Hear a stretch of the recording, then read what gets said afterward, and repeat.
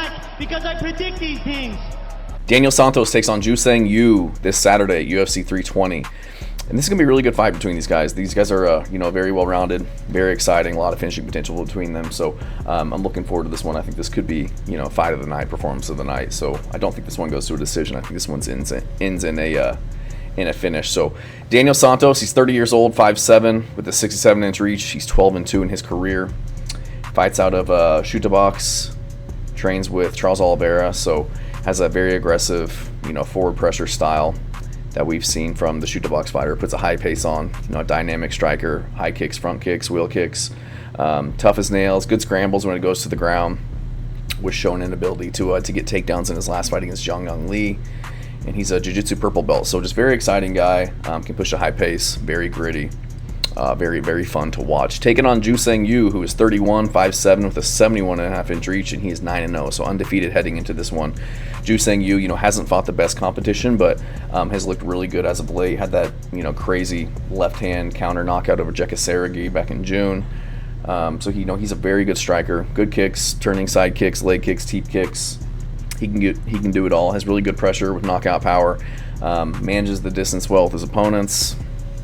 Looks to counter, able to kind of evade the offense coming his way, and close the distance to land his own shots. So this is a very close one for me, and I'm pretty high on Daniel Santos, but I'm going to go Joo Sang in this one.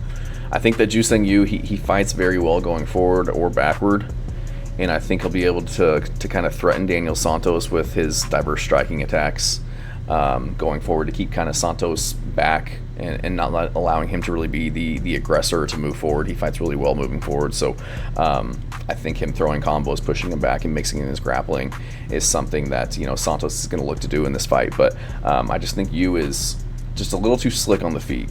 I think he catches Santos coming in probably, gets the counter, gets the KO. Santos does a good job of throwing extended combinations, not just one and dones like you see a lot of these fighters. 1-2s, 1-2-3s, very effective when moving forward, like I said. And I don't think he sets up his strikes very well at times. I think he does a good job of, starting engagements, letting his opponent respond, and then coming back, so just being first and third. But I don't see him really setting up the initial engagement with a lot of feints. Doesn't put a jab out there very, very often, just kind of winging his punches at times with power, and I think that really kind of leaves him open to being countered just with his aggressive fighting style. He's shown a good chin. He can be hurt though. He's very tough. He can fight through it, but he's been hurt several times in his fights. He was dropped a few times by John Castaneda. I think he got rocked a little bit in the Zhang Li fight in his last performance. He is a natural featherweight, or Yu is a natural featherweight, whereas Daniel Santos is moving up from 135 pounds. I think he took that last fight with Lee on short notice and has decided to stay at 145 pounds, I believe.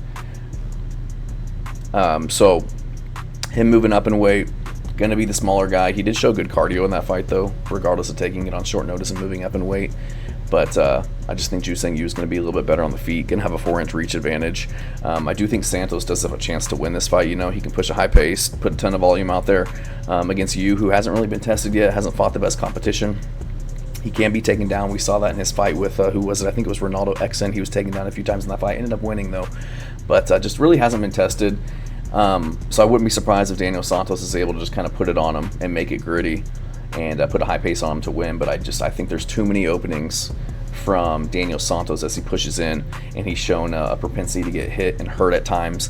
And if you're getting hurt by Zhang Li or John Castaneda, if they're hurting you, I think something like Joo Sang, which is his technical ability and his power and his finishing potential, I think that he can get him out of there. So I'm gonna go Joo Sang to get this one done. I think he finds the counter against Daniel Santos as he's pushing in and gets the knockout. Thanks.